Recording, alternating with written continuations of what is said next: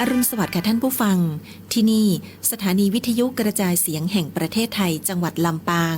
สถานีเพื่อบริการข้อมูลข่าวสารหน่วยงานภาครัฐและท้องถิ่นที่เชื่อถือได้ถูกต้องรวดเร็วพร้อมพัฒนาคุณภาพชีวิตประชาชนชาวลำปางให้ดีขึ้นอย่างยั่งยืนทำการส่งกระจายเสียงในระบบ FM ความถี่ 97 เมกะเฮิรตซ์จากอาคารห้องส่งเลขที่ 420 ถนนพหลโยธิน ตำบลหัวเวียง อำเภอเมือง จังหวัดลำปาง ตั้งแต่เวลา 5 นาฬิกาถึง 24 นาฬิกา เป็นประจำทุกวัน มีนางสาวเดือนอินตะเป็นผู้อำนวยการสถานี ช่างเทคนิคประกอบด้วย นายประสานทิมทอง นายแหลมเพชรนันตาแสง นายภูพิงพงศิริแสน และว่าที่ร้อยตรีอาทิตย์วรรณวารีสำหรับผู้ประกาศประกอบด้วยนางกาญจนาอินทานายบรรหารสุยะนางอัชราพรปวงจันทร์และนางสาวชุติการเหล่าชัยค่ะวิทยุแห่งประเทศไทยให้ความรู้คู่ความสุข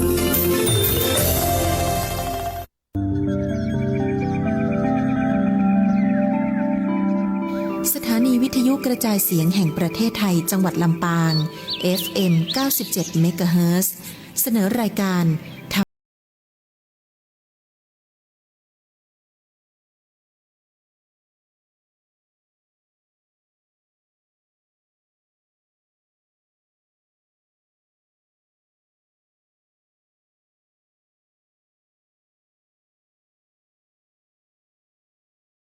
ปานาติปาตาเวรมณีอทินนาทานาเวรมณี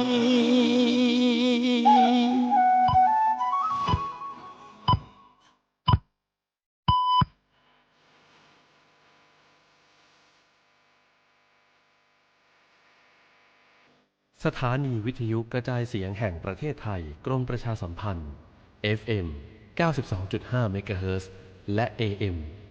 891 กิโลเฮิรตซ์เสนอรายการธรรมรับอรุณ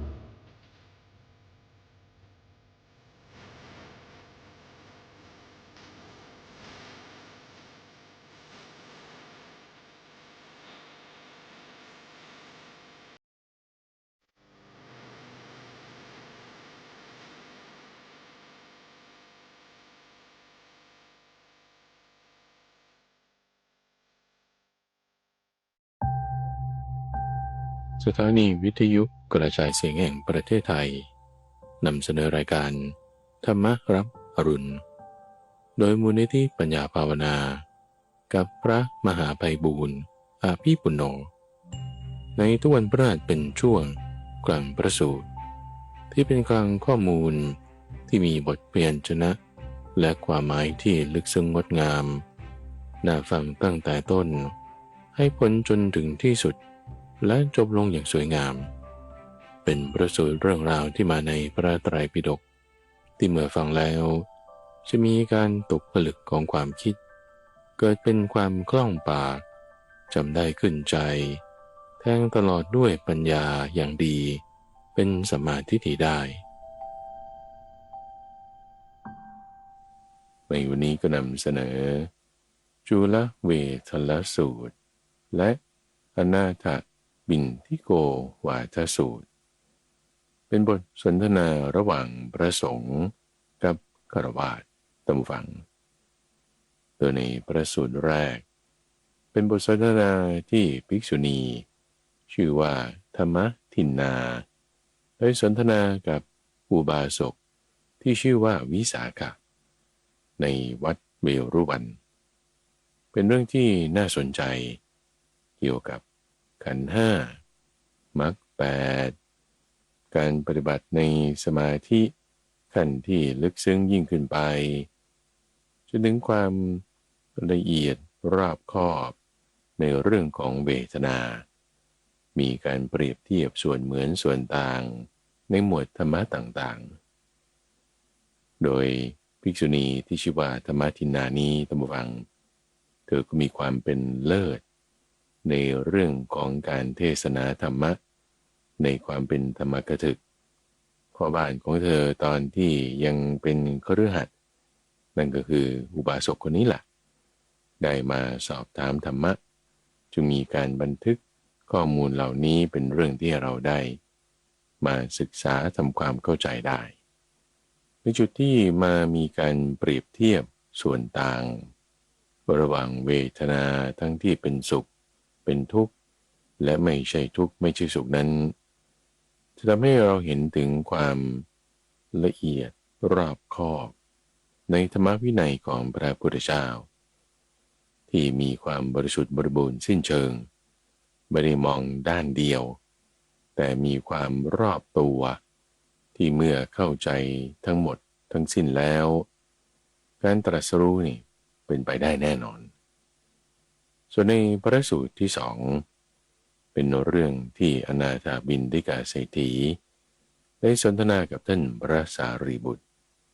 เรื่องเกี่ยวกับอายตนะซึ่งในตอนนั้นท่านอนาถบิณฑิกาเศรษฐีนี่ป่วยใกล้ตายแล้วท่านนั้นเป็นขฤบดีผู้ที่สร้างวัดเชตวันไปวัดทุกวันทำบุญด้วยการให้ทานทุกวันแต่ไม่เคยถามปัญหาคำถามใดๆกับพระพุทธเจ้าเลยด้วยความเกรงใจกลัวว่าพระพุทธเจ้าจะลำบากพระพุทธเจ้าเองท่านก็คิดว่าเศรษฐีนี่รักษาท่านในฐานะที่ไม่ควรรักษาเพราะว่าพระพุทธเจ้าสร้างบำเพ็ญบารมีมานั้นก็เพื่อที่จะสั่งสอนเทศนาเมื่อทราบความเกรงใจของเศรษฐีเช่นนี้แล้วจึงเทศให้ฟังเสมอก็เทศเรื่องการให้ทานเรื่องการทำความดีไปธรรมดาแบบนี้ทำให้เศรษฐีเนี่ยไม่เคยได้ที่จะเจาะลึกมาในเรื่องของการภาวนาคือเพราะว่าเวลาใครจะพูดกับเศรษฐีก็จะพูดถึงความดีที่ท่านทำในเรื่องการให้ทานเป็นหลักแต่พอมาในวาระนี้ท่านผู้ฟังเป็นวาระที่ใกล้ตายแล้วเนี่ยอยู่บนเตียงที่ตัวเองจะไม่ลุกขึ้นจึงได้นิมนต์ท่านพระสารีบุตรมาเยี่ยมท่านพระสารีบุตรเห็นสภาพแล้วโอ้ไม่ทุเลาลงเลยมีแต่จะหนักขึ้นจึงเทศเรื่องเกี่ยวกับเวทนาท่านผู้ฟังอะไรที่มันจะไล่เรียงไปถึงเวทนาบ้างก็ภาษานี่แหละทางทั้ง6ช่องทางไหลไปสู่เวทนาอย่างไรควรพิจารณายังไงไม่ให้ยึดมั่นถือมั่นแยกแจกแจงธาตุเหล่านี้แล้วอนาถบิณฑิกาเศรษฐีร้องไห้เลยทุกวันด้วยความซาบซึ้งใจว่าตั้งแต่มานับถือพระพุทธศาสนานี่เพิ่งจะไม่ได้ฟังธรรมะที่ละเอียดลึกซึ้งป่านนี้ในที่นั้นพระอานนท์ก็ไปด้วยหลังจากฟังธรรมแล้วเมื่อทำกาละ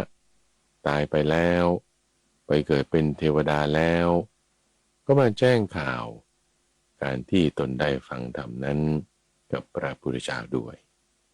ขอเชิญท่านผู้ฟังรับฟังทั้งสองพระสูตรพระสูตรว่าด้วยการสนทนาธรรมที่ทำให้เกิดปัญญาสูตรเล็กจุลเวทัลลสูตรมัชฌิมานิกายเล่มที่12ข้อที่460มีในสมัยหนึ่งที่พระผู้มีพระภาคประทับอยู่ณพระวิหารเวรุวันในสถานที่อันเป็นที่ให้เหยื่อแก่กระแตในเขตกรุงราชคฤห์ก็สมัยนั้นอุบาสกชื่อวิสาขะเข้าไปหาภิกษุณีชื่อธรรมทินนาถึงที่อยู่แล้วไหว้นั่งณที่ควรข้างหนึ่ง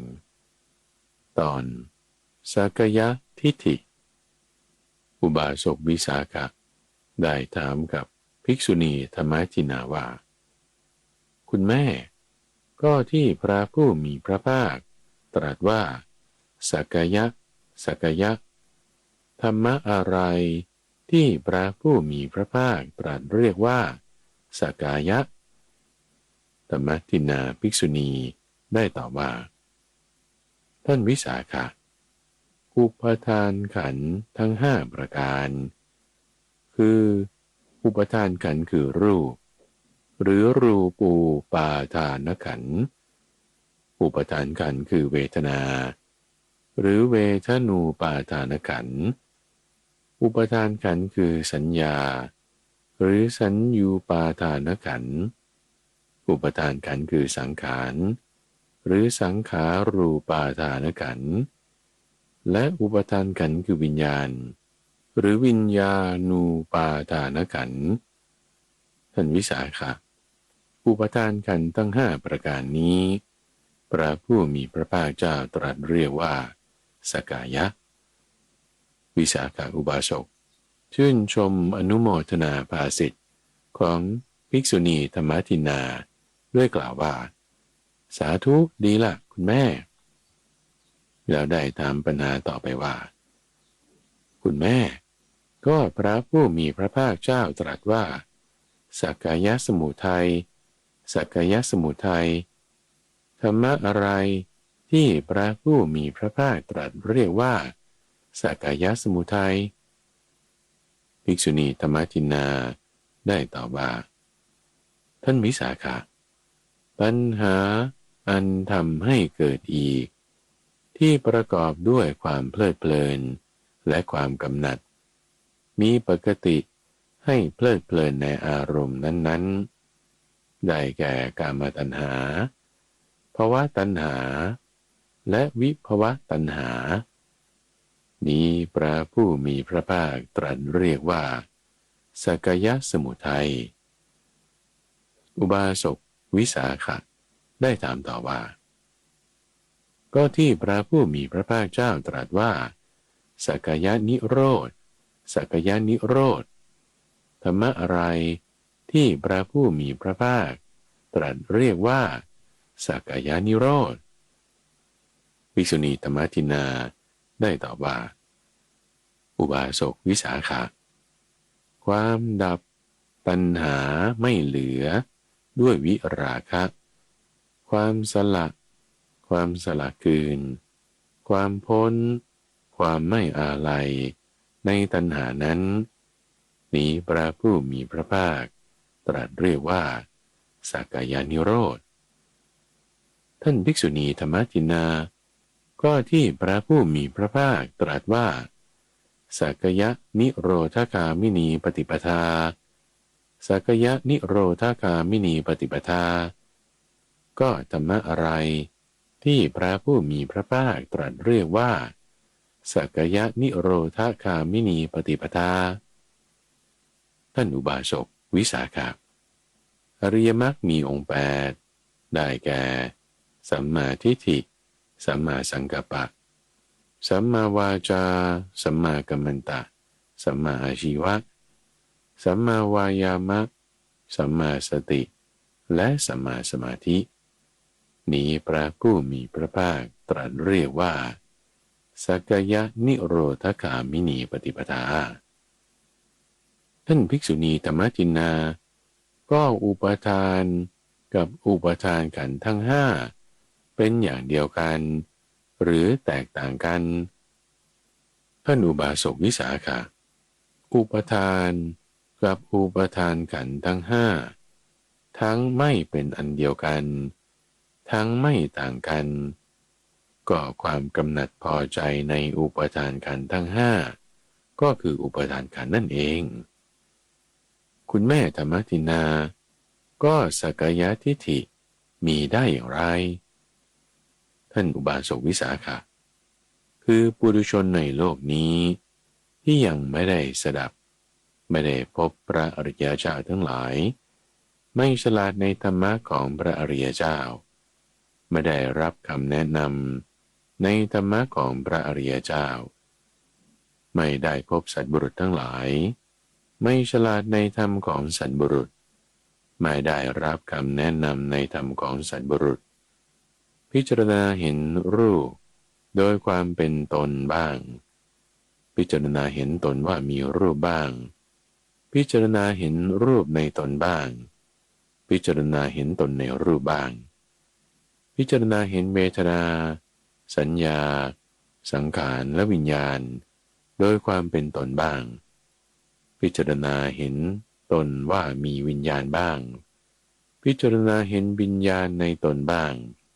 พิจารณาเห็นตนในวิญญาณบ้างสักยะทิฏฐิมีได้อย่างนี้แหละคุณแม่ธรรมทินนาก็สักยะทิฏฐิจะไม่มีได้อย่างไรอุบาสกวิสาขะก็พระอริยสาวกในธรรมวินัยนี้เป็นผู้ได้สดับแล้วได้พบพระอริยทั้งหลายฉลาดในธรรมของพระอริยทั้งหลายได้รับคำแนะนำดีแล้วในธรรมของพระอริยพบสัตบุรุษทั้งหลายฉลาดในธรรมของสัตบุรุษได้รับคำแนะนำดีแล้วในธรรมของสัตบุรุษไม่พิจารณาเห็นรูปโดยความเป็นตนบ้างไม่พิจารณาเห็นตนว่ามีรูปบ้างไม่พิจารณาเห็นรูปในตนบ้างไม่พิจารณาเห็นตนว่ามีรูปบ้างไม่พิจารณาเห็นเวทนาสัญญาสังขารไม่พิจารณาเห็นวิญญาณโดยความเป็นตนบ้างไม่พิจารณาเห็นตนว่ามีวิญญาณบ้างไม่พิจารณาเห็นวิญญาณในตนบ้างไม่พิจารณาเห็นตนในวิญญาณบ้างสักยะทิฏฐิไม่มีได้อย่างนี้แหละตอนมรรคมีองค์8กับขันธ์3คุณแม่ธรรมทินนาก็อริยมรรคมีองค์8เป็นอย่างไรอุบาสกวิสาขะอริยมรรคมีองค์8นี้คือสัมมาทิฏฐิสัมมาสังกัปปะสัมมาวาจาสัมมากัมมันตะสัมมาอาชีวะสัมมาวายามะสัมมาสติและสัมมาสมาธิคุณแม่ธรรมทินนาก็อริยมรรคมีองค์8นี้เป็นสังคตธรรมหรือเป็นอสังคตธรรมอุบาสกวิสาขะ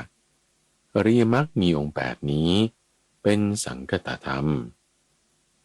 ท่านภิกษุณีธรรมทินนาก็พระผู้มีพระภาคทรงจัดขันธ์3ประการเข้าในอริยมรรคมีองค์8หรือว่าทรงจัดมรรคมีองค์8เข้าในขันธ์3ประการอุบาสกวิสาขะพระผู้มีพระภาคไม่ทรงจัดขันธ์3ประการเข้าในอริยมรรคมีองค์8แต่ทรงจัดอริยมรรคมีองค์8เข้าในขันธ์3ประการคือ 1. สัมมาวาจาสัมมากัมมันตะและสัมมาอาชีวะทรงจัดเข้าในศีลขันธ์ 2. สัมมาวายามะสัมมาสติและสัมมาสมาธิทรงจัดเข้าในสมาธิขันธ์และ 3. สัมมาทิฏฐิและสัมมาสังกัปปะทรงจัดเข้าในปัญญาขันธ์คุณแม่ธรรมทินนาก็ธรรมะชนิดใดเป็นสมาธิธรรมะเหล่าใดเป็นนิมิตของสมาธิธรรมะเหล่าใดเป็นเครื่องอุดหนุนสมาธิการเจริญสมาธิเป็นอย่างไรอุบาสกวิสาขะความที่จิตมีอารมณ์เป็นหนึ่งนี้เป็นสมาธิสติปัฏฐานสี่เป็นนิมิตของสมาธิสัมมัปปทานสี่เป็นเครื่องอุดหนุนสมาธิและการเสพการเจริญการทำให้มากซึ่งธรรมะเหล่านี้แลเป็นการเจริญสมาธิตอนสังขาร3ประการคุณแม่ธรรมทินนาก็สังขารมีเท่าไรอุบาสกวิสาขะสังขาร3ประการคือกายสังขารวจีสังขารและจิตตสังขารท่านภิกษุณีธรรมทินนาก็กายสังขารเป็นอย่างไรวจีสังขารเป็นอย่างไรและจิตตสังขารเป็นอย่างไรอุบาสกวิสาขะ ลมหายใจเข้าลมหายใจออกเป็นกายสังขารวิตกวิจารเป็นวจีสังขารสัญญาและเวทนาเป็นจิตตสังขารคุณแม่ธรรมทินนาเพราะเหตุไรลมหายใจเข้าและลมหายใจออกจึงเป็นกายสังขารเพราะเหตุไรวิตกและวิจารจึงเป็นวจีสังขารและเพราะเหตุไรสัญญาและเวทนาจึงเป็นจิตตสังขารอุบาสกวิสาขะลมหายใจเข้าและลมหายใจออกทั้งสองนี้เป็นธรรมมีอยู่คู่กับกายหนึ่งด้วยกายฉะนั้นลมหายใจเข้าและลมหายใจออกจึงเป็นกายสังขาร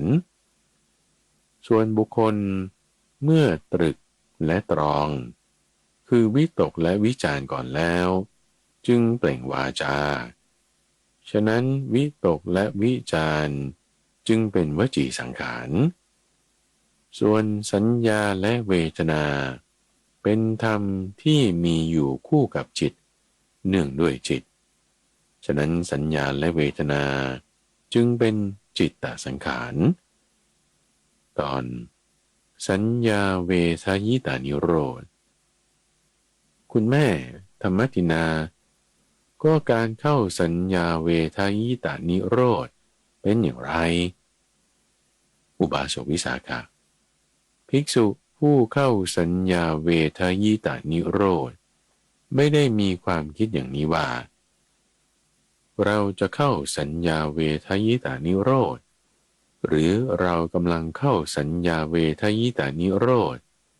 หรือเราเข้าสัญญาเวทยิตานิโรธแล้วที่แท้จิตที่ท่านอบรมไว้ในเบื้องต้นอย่างไรย่อมนำเข้าไปในภาวะนั้นได้เองท่านภิกษุณีธรรมทินนาก็เมื่อภิกษุเข้าสัญญาเวทยิตานิโรธธรรมะเหล่าไหนที่ดับไปก่อนคือกายสังขารหรือวจีสังขารหรือจิตตสังขารท่านอุบาสกวิสาขะเมื่อภิกษุเข้าสัญญาเวทยิตานิโรธวจีสังขารย่อมดับไปก่อนจากนั้นกายสังขารจึงดับส่วนจิตตสังขารดับทีหลังท่านภิกษุณีธรรมทินนาก็การออกจากสัญญาเวทยิตานิโรธสมาบัติเป็นอย่างไรอุบาสกวิสาขะภิกษุผู้ออกจากสัญญาเวทยิตานิโรธสมาบัติมิได้มีความคิดอย่างนี้ว่าเราจะออกจากสัญญาเวทยิตานิโรธสมาบัติหรือจะคิดว่าเรากำลังออกจากสัญญาเวทยิตานิโรธสมาบัติหรือคิดว่าเราออกจากสัญญาเวทยิตานิโรธสมาบัติแล้วที่แท้จิตที่ท่านอบรมไว้ในเบื้องต้นอย่างนั้นย่อมนำเข้าไปในภาวะนั้นได้เองท่านภิกษุณีธรรมทินนาก็เมื่อภิกษุออกจากสัญญาเวทยิตานิโรธสมาบัติแล้วธรรมะเหล่าไหนเกิดขึ้นก่อนคือกายสังขารวจีสังขารหรือจิตตสังขาร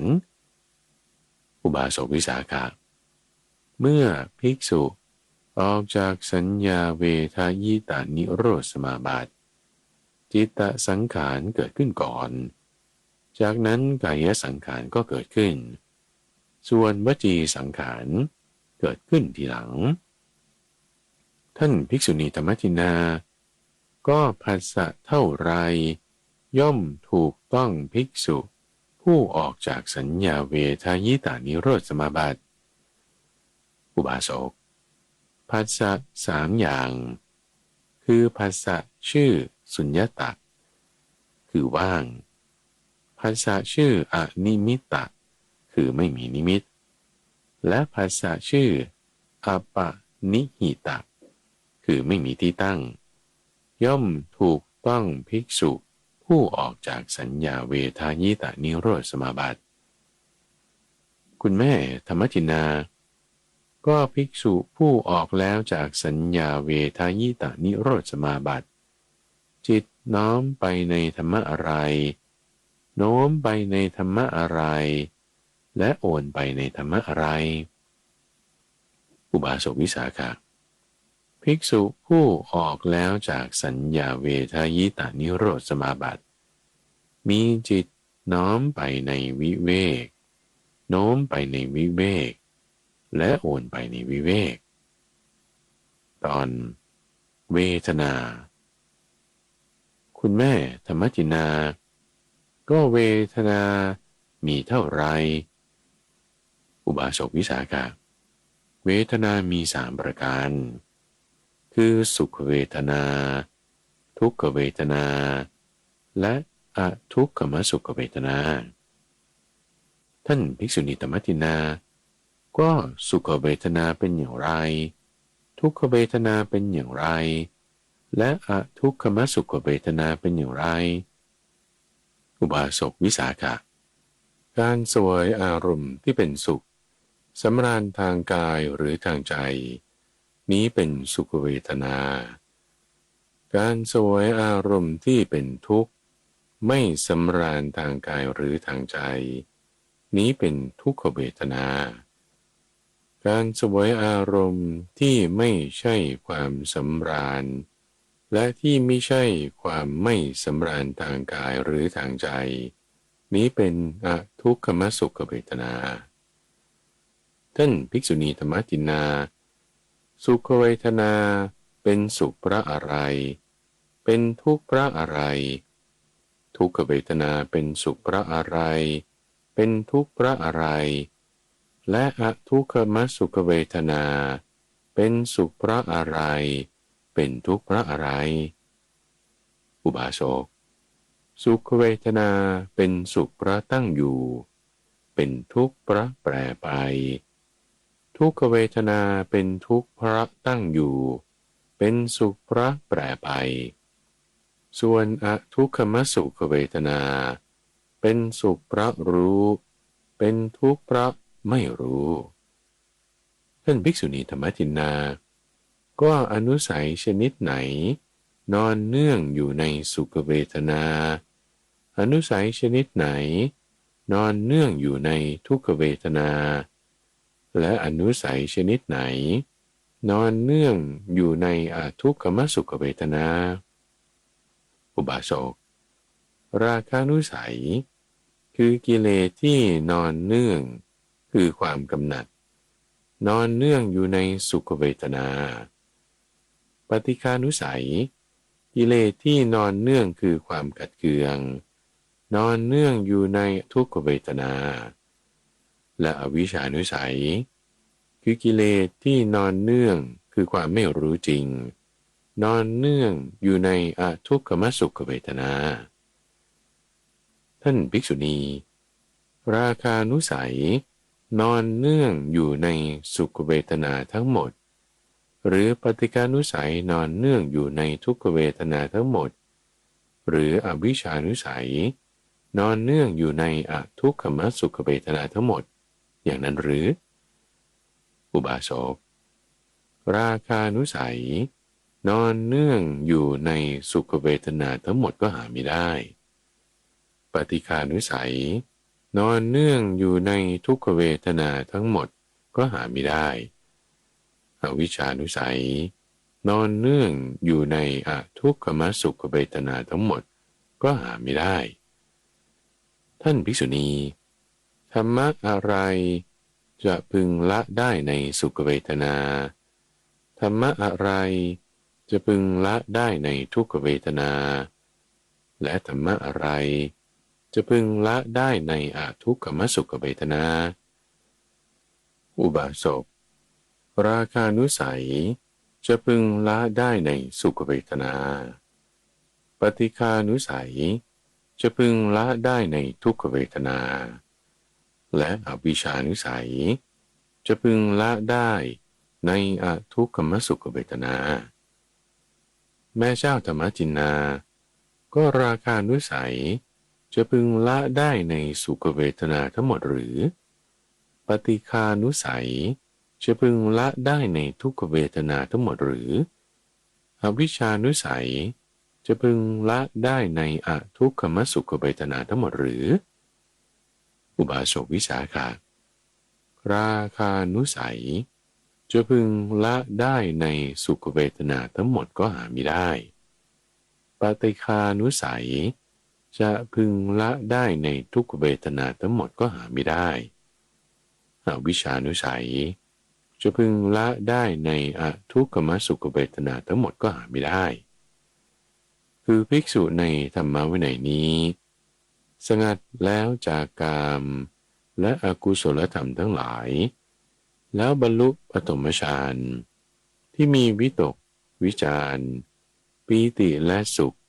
อันเกิดจากความวิเวกแล้วตั้งอยู่ในธรรมได้ย่อมละราคะได้ด้วยปฐมฌานนั้นราคานุสัยมิได้นอนเนื่องอยู่ในปฐมฌานนั้นอันหนึ่งภิกษุในธรรมวินัยนี้พิจารณาเห็นอยู่ว่าเมื่อไรเราได้บรรลุอายตนะที่พระอริยทั้งหลายบรรลุแล้วดำรงอยู่ในบัดนี้ดังนี้แล้วเมื่อภิกษุนั้นตั้งความปรารถนาในวิโมกข์ทั้งหลายอันเป็นอนุตตรธรรมอย่างนี้โทมนัสย่อมเกิดขึ้นเพราะความปรารถนาเป็นปัจจัยท่านละปฏิฆะนั้นได้ด้วยโทมนัสนั้นปฏิฆานุสัยมิได้นอนเนื่องอยู่ในโทมนัสนั้นอันหนึ่งเพราะละสุขและละทุกข์เสียได้เพราะโสมนัสและโทมนัสดับไปก่อนแล้วภิกษุในพระธรรมวินัยนี้บรรลุจตุตฌานที่ไม่มีทุกข์ไม่มีสุขมีสติบริสุทธิ์เพราะอุเบกขาอยู่ย่อมละอวิชชาได้ด้วยจตุตฌานนั้นอวิชชานุสัยมิได้นอนเนื่องอยู่ในจตุตฌานนั้นคุณแม่ธรรมทินนาอะไรเป็นคู่เปรียบแห่งสุขเวทนาอุบาสกทุกขเวทนาเป็นคู่เปรียบแห่งสุขเวทนาท่านภิกษุณีก็อะไรเป็นคู่เปรียบแห่งทุกขเวทนาอุบาสกสุขเวทนาเป็นคู่เปรียบแห่งทุกขเวทนาท่านภิกษุณีก็อะไรเป็นคู่เปรียบแห่งอทุกขมสุขเวทนาอุบาสกอวิชชาเป็นคู่เปรียบแห่งอทุกขมสุขเวทนาท่านภิกษุณีก็อะไรเป็นคู่เปรียบแห่งอวิชชาวิชชาเป็นคู่เปรียบแห่งอวิชชาท่านภิกษุณีก็อะไรเป็นคู่เปรียบแห่งวิชชาอุบาสกวิมุตติเป็นคู่เปรียบแห่งวิชชาท่านภิกษุณีก็แล้วอะไรเป็นคู่เปรียบแห่งวิมุตติอุบาสกนิพพานเป็นคู่เปรียบแห่งวิมุตติท่านภิกษุณีก็แล้วอะไรเป็นคู่เปรียบแห่งนิพพานอุบาสกวิสาขะท่านก้าวเลยปัญหาไปเสียแล้วไม่อาจกำหนดที่สุดแห่งปัญหาเสียแล้วเพราะปรหมจรรย์นี้มีนิพพานเป็นที่อย่างลงมีนิพพานเป็นจุดหมายมีนิพพานเป็นที่สุดจบแต่ถ้าท่านยังหวังอยู่ก็ควรเข้าไปเฝ้าพระผู้มีพระภาคทูลถามเนื้อความนี้เถิดพระผู้มีพระภาคทรงตอบแก่ท่านอย่างไรท่านควรทรงจำคำตอบอย่างนั้นไว้เถิดลำดับนั้นวิสาขาอุบาสกชื่นชมอนุโมทนาภาสิทธิ์ของธรรมทินนาภิกษุณีแล้วลุกจากอาสนะน้อมไหว้ภิกษุณีธรรมทินนากระทำประทักษิณแล้วได้เข้าไปเฝ้าพระผู้มีพระภาคถึงที่ประทับถวายอภิวาทแล้วนั่งณที่สมควรได้กราบทูลเรื่องที่ตนสนทนาธรรมิกถากับธรรมทินนาภิกษุณีให้ทรงทราบทุกประการ เมื่อวิสาขาอุบาสกกราบทูลอย่างนี้แล้วพระผู้มีพระภาคจึงได้ตรัสว่าวิสาขาธรรมทินนาภิกษุณีเป็นบัณฑิตมีปัญญามากหากเธอจะพึงสอบถามเนื้อความนั้นแม้กับเราเราก็จะพึงตอบเนื้อความนั้นเหมือนอย่างที่ธรรมทินนาภิกษุณีตอบแล้วเนื้อความแห่งคำตอบเป็นดังนั้นนั่นแลท่านควรทรงจำไว้อย่างนั้นเถิดเมื่อพระผู้มีพระภาคตรัสภาษิตนี้แล้วอุบาสกมีใจยินดีชื่นชมภาษิตของพระผู้มีพระภาคเจ้าดังนี้แหละจุลเวทลสูตรจบพระสูตรว่าด้วยการให้โอวาทแก่อนาถปิณฑิกะเครือบบดีอนาถปิณฑิโกวาทสูตรมัชฌิมานิกายเล่มที่14ข้อที่383มีในสมัยหนึ่งที่พระผู้มีพระภาคประทับอยู่ณพระเชตวันอารามของอนาถบิณฑิกะเศรษฐี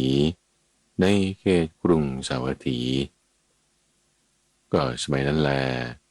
อนาถบิณฑิกะเครือบบดีป่วยได้รับทุกข์เป็นไข้หนักกระนั้นท่านอนาถบิณฑิกะเครือบบดีจึงเรียกบุรุษคนหนึ่งมาสั่งด้วยคำว่าพ่อมาจำเริญมาเถิดเธอจงเข้าไปเฝ้าพระผู้มีพระภาคถึงที่ประทับถวายอภิวาทเบื้องพระยุคลบาทของพระผู้มีพระภาคด้วยเสียงกล้าวตามคำของเราแล้วกราบทูลอย่างนี้ว่าข้าแต่พระองค์ผู้เจริญอนาถบิณฑิกะเครือบบดีป่วยได้รับทุกข์เป็นไข้หนักท่านขอถวายอภิวาทเบื้องพระยุคลบาทของพระผู้มีพระภาคด้วยเสียงกล้าวจากนั้นเจ้าจงเข้าไปหาท่านพระสารีบุตรถึงที่อยู่กราบเท้าทั้งสองของท่านด้วยเสียงกล้าวตามคำของเราแล้วเรียนท่านอย่างนี้ว่าท่านผู้เจริญสารีบุตรอนาถปิณฑิกะเครือบบดีป่วยได้รับทุกข์เป็นไข้หนัก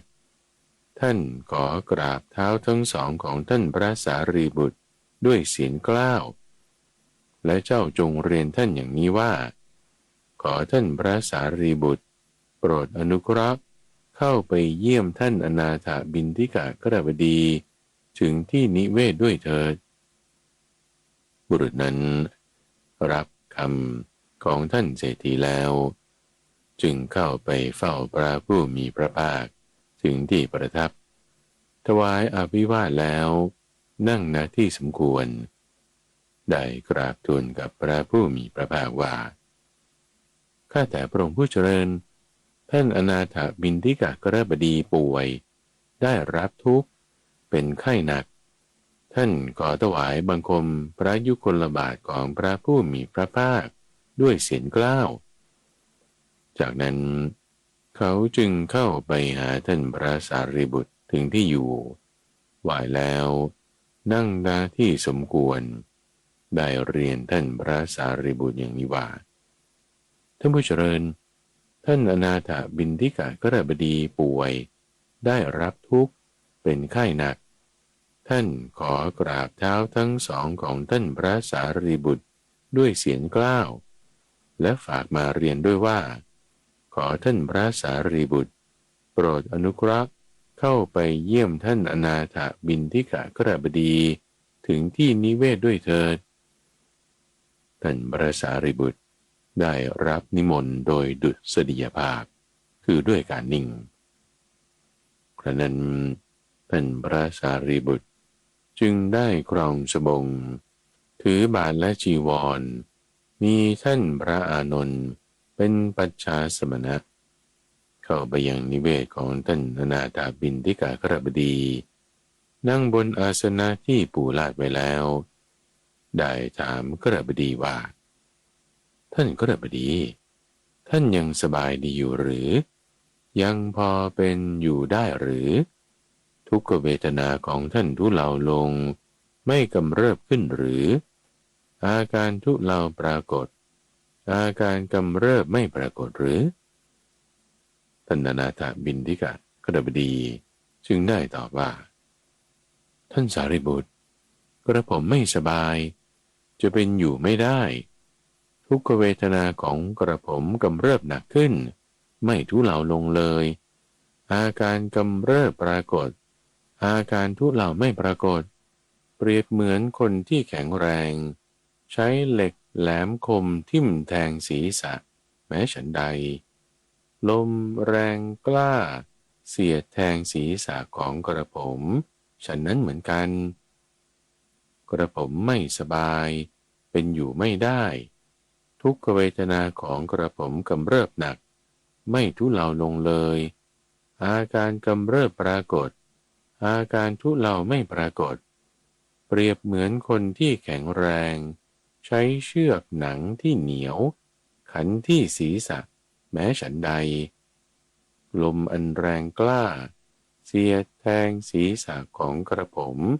ฉะนั้นเหมือนกัน ท่านสารีบุตรกระผมไม่สบายจะเป็นอยู่ไม่ได้ ทุกขเวทนาของกระผมกำเริบหนักขึ้นไม่ทุเลาลงเลย อาการกำเริบปรากฏ อาการทุเลาไม่ปรากฏ เปรียบเหมือนคนฆ่าโคหรือลูกมือของคนฆ่าโคผู้ชำนาญใช้มีดแล่เนื้อที่คมกรีดท้องแม้ฉันใด ลมอันแรงกล้าเสียดแทงท้องของกระผมฉันนั้นเหมือนกัน ท่านสารีบุตรกระผมไม่สบายจะเป็นอยู่ไม่ได้ ทุกขเวทนาของกระผมกำเริบหนักขึ้นไม่ทุเลาลงเลย อาการกำเริบปรากฏ อาการทุเลาไม่ปรากฏ เปรียบเหมือนคนที่แข็งแรงสองคนจับแขนคนที่อ่อนแอกว่าคนละข้างย่างให้ร้อนบนหลุมฐานเพลิงแม้ฉันใด อาการเร่าร้อนในกายของกระผมก็มีมากอย่างยิ่งฉะนั้นเหมือนกัน ท่านสารีบุตรกระผมไม่สบายจะเป็นอยู่ไม่ได้ ทุกขเวทนาของกระผมกำเริบหนักขึ้นไม่ทุเลาลงเลย อาการกำเริบปรากฏ อาการทุเลาไม่ปรากฏ ท่านพระสารีบุตรจึงได้ตอบว่าข้าพดีเพราะเหตุนั้นท่านพึงสำเนียกใจในเรื่องนี้อย่างนี้ว่า เราจะไม่ยึดมั่นตาและวิญญาณที่อาศัยตาของเราก็จะไม่มีท่านพึงสำเนียกใจอย่างนี้ท่านเศรษฐีเพราะเหตุนั้นท่านพึงสำเนียกใจอย่างนี้ว่าเราจะไม่ยึดมั่นโสตะคือหูเราจะไม่ยึดมั่นคานะคือจมูกเราจะไม่ยึดมั่นชิวหาคือลิ้นเราจะไม่ยึดมั่นกายเราจะไม่ยึดมั่นมโนคือใจและวิญญาณที่อาศัยหูจมูกลิ้นกายและใจของเราก็จะไม่มีท่านพึงสำเนียกใจอย่างนี้กระบดีเพราะเหตุนั้นท่านพึงสำเนียกใจในเรื่องนี้อย่างนี้ว่าเราจะไม่ยึดมั่นรูปและวิญญาณที่อาศัยรูปของเราก็จะไม่มีท่านพึงสำเนียกใจว่าเราจะไม่ยึดมั่นเสียงไม่ยึดมั่นกลิ่นไม่ยึดมั่นรสไม่ยึดมั่นโผฏฐัพพะเราจะไม่ยึดมั่นธรรมารมณ์และวิญญาณที่อาศัยรูปเสียงกลิ่นรสโผฏฐัพพะและธรรมารมณ์ของเราก็จะไม่มีท่านพึงสำเนียกใจอย่างนี้กระบดีเพราะเหตุนั้นท่านพึงสำเนียกในเรื่องนี้อย่างนี้ว่า เราจะไม่ยึดมั่นในจักษุวิญญาณจะไม่ยึดมั่นในโสตวิญญาณฆานวิญญาณชิวหาวิญญาณกายวิญญาณมโนวิญญาณและวิญญาณที่อาศัยจักษุวิญญาณวิญญาณที่อาศัยโสตวิญญาณฆานวิญญาณชิวหาวิญญาณกายวิญญาณและวิญญาณที่อาศัยมโนวิญญาณของเราก็จะไม่มีท่านพึงสำเนียกใจอย่างนี้ก็ได้ดีเพราะเหตุนั้นแลท่านพึงสำเนียกในเรื่องนี้อย่างนี้ว่าเราจะไม่ยึดมั่นในจักษุสัมผัสไม่ยึดมั่นในโสตสัมผัสฆานสัมผัสชิวหาสัมผัสกายสัมผัสและมโนสัมผัสและวิญญาณที่อาศัยจักษุสัมผัสโสตสัมผัสฆานชิวหากายะและวิญญาณที่อาศัยมโนสัมผัสของเราก็จะไม่มีท่านพึงสำเนียกใจอย่างนี้ก็ได้ดีเพราะเหตุนั้นท่านพึงสำเนียกในเรื่องนี้อย่างนี้ว่าเราจะไม่ยึดมั่นในเวทนาที่เกิดจากสัมผัสทางตาเราจะไม่ยึดมั่นในเวทนาที่เกิดจากสัมผัสทางหูจากสัมผัสทางจมูกทางลิ้นทางกายเราจะไม่ยึดมั่นในเวทนาที่เกิดจากสัมผัสทางใจและวิญญาณที่อาศัยเวทนาที่เกิดจากสัมผัสทางใจของเราก็จะไม่มีท่านพึงสำเนียกใจอย่างนี้ก็ได้ดีเพราะเหตุนั้นท่านพึงสำเนียกในเรื่องนี้อย่างนี้ว่าเราจะไม่ยึดมั่นปฐวีธาตุและวิญญาณที่อาศัยปฐวีธาตุของเราก็จะไม่มีเราจะไม่ยึดมั่นอาโปธาตุคือธาตุน้ำไม่ยึดมั่นเตโชธาตุคือธาตุไฟไม่ยึดมั่นวายโยธาตุคือธาตุลมไม่ยึดมั่นอากาศธาตุคือธาตุแห่งความว่างเราจะไม่ยึดมั่นวิญญาณธาตุและวิญญาณที่อาศัยวิญญาณธาตุของเราก็จะไม่มีท่านพึงสำเนียกใจอย่างนี้ก็ได้ดี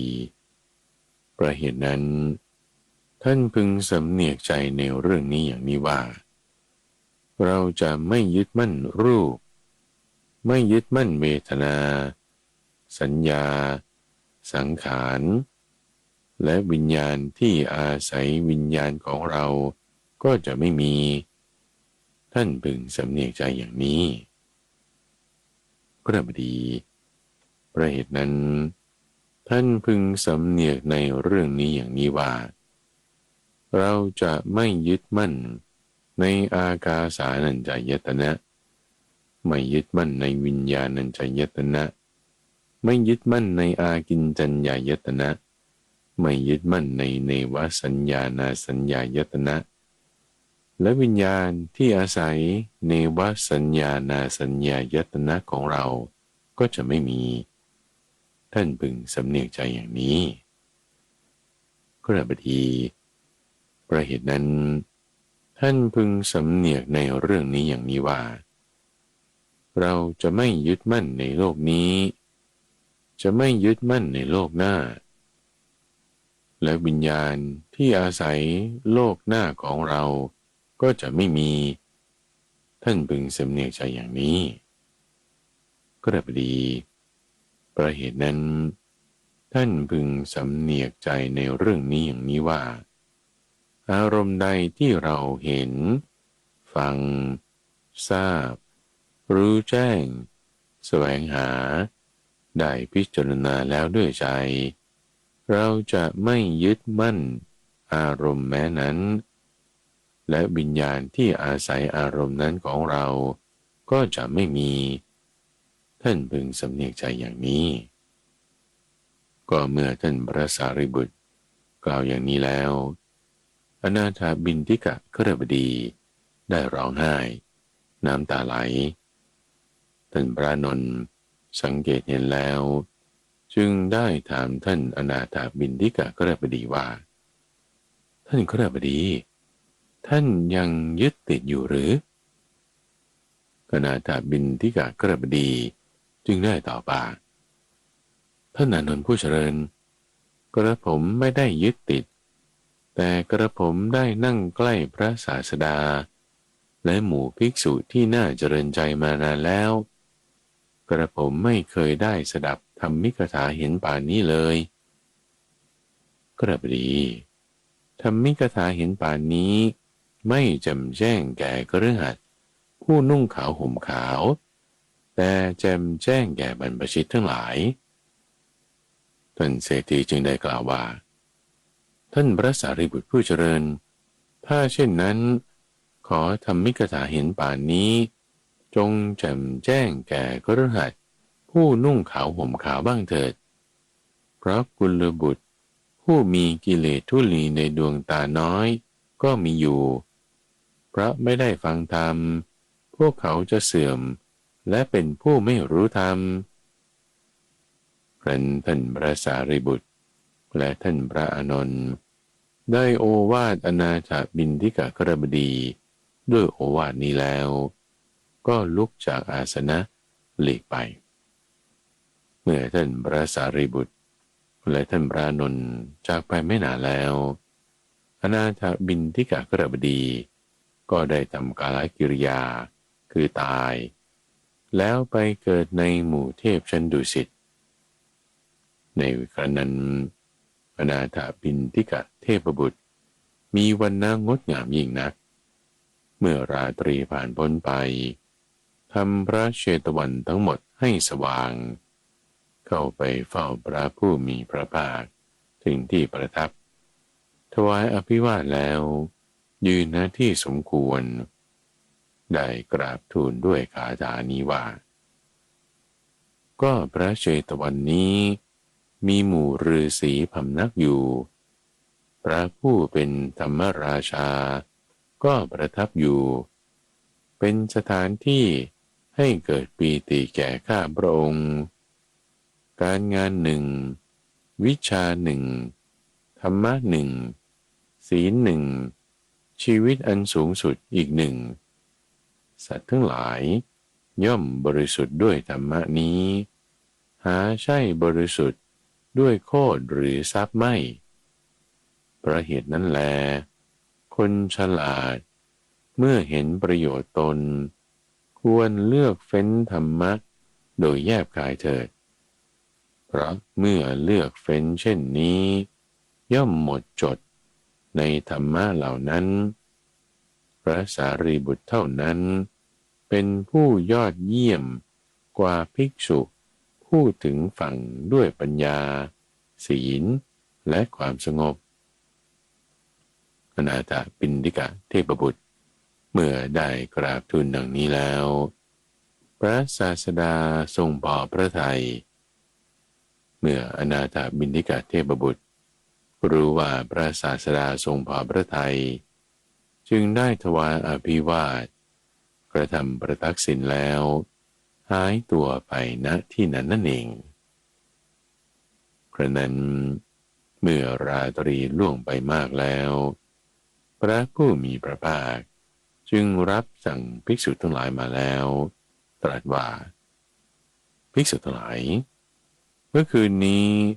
เทพบุตรองค์หนึ่งมีวรรณะงามยิ่งนักเมื่อราตรีผ่านพ้นไปได้ทำเชตวันทั้งหมดให้สว่างเข้ามาหาเราถึงที่อยู่ไหว้เราแล้วยืนณที่สมควรได้กล่าวคาถานี้แก่เราว่าก็พระเชตวันนี้มีหมู่ฤาษีพำนักอยู่เป็นต้นภิกษุทั้งหลายเทพบุตรนั้นเมื่อได้กล่าวดังนี้แล้วรู้ว่าพระศาสดาทรงพอพระทัยจึงไหว้เรากระทำประทักษิณแล้วหายตัวไปณที่นั้นนั่นเอง เมื่อพระผู้มีพระภาคเจ้าตรัสอย่างนี้แล้วท่านพระอานนท์จึงได้กราบทูลขึ้นว่าข้าแต่พระองค์ผู้เจริญก็เทพบุตรนั้นคงจะเป็นอนาถบิณฑิกะเทพบุตรเป็นแน่พระอนาถบิณฑิกะกฤบดีเลื่อมใสแล้วในท่านพระสารีบุตรพระผู้มีพระภาคจึงได้ตรัสว่าดีละสาธุอานนท์เรื่องที่เธอคาดคะเนนั้นเธอลำดับเรื่องได้ถูกแล้วเทพบุตรนั้นคืออนาถบิณฑิกะเทพบุตรมิใช่ใครอื่นพระผู้มีพระภาคเมื่อได้ตรัสภาษิตนี้แล้วท่านพระอานนท์มีใจยินดีชื่นชมภาษิตของพระผู้มีพระภาคเจ้าแลอนาถบิณฑิโกวาทสูตรจบและที่ท่านได้รับฟังจบไปนั้นคือจุลเวทลสูตรและอนาถบิณฑิโกวาทสูตรช่วงของกลางพระสูตรจะมาพบกับท่านผู้ฟังเป็นประจำในทุกวันพฤหัสในรายการธรรมารับอรุณทางสถานีวิทยุกระจายเสียงแห่งประเทศไทยหรือว่าในเครือข่ายของกรมประชาสัมพันธ์ตามช่วงเวลาต่างๆท่านสามารถติดตามรับฟังได้ทางระบบพอดแคสต์ YouTube Channel หรือ Facebook Fanpage หรือที่เว็บไซต์ปัญญา .org panya.org รายการนี้นำเสนอโดยมูลนิธิปัญญาภาวนาพัฒนาปัญญาเพื่อความรู้ยิ่งเพื่อความรู้พร้อมและเพื่อนิพพานดำเนินรายการโดยข้าพเจ้าพระมหาไพบูลย์อาภีปุณโญแล้วพบกันใหม่ในวันพรุ่งนี้เจริญพร